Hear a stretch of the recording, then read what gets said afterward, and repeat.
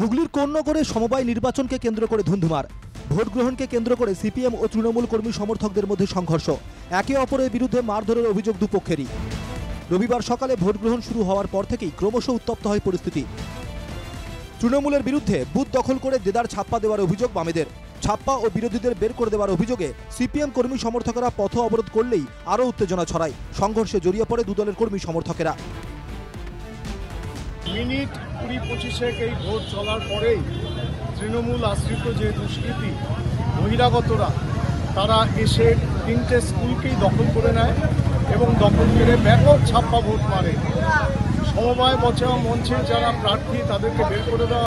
ওনাকে আমি বাইক থেকে নেমে আমার বাইক ঠেলাঠেলি করছিলাম, আমি বললাম বাইক কেন ঠেলছে, উনি আমাকে একটা ধাক্কা দিল।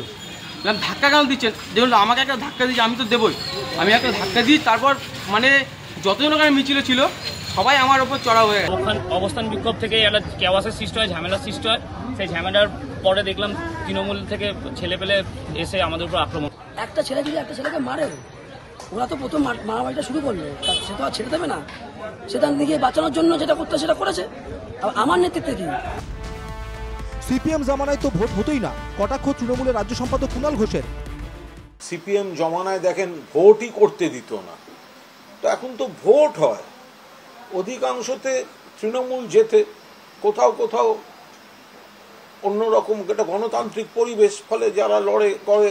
এবার সিপিএম যেখানে জানে যে ওরা হারবে, তারা গন্ডগোল করার চেষ্টা করে।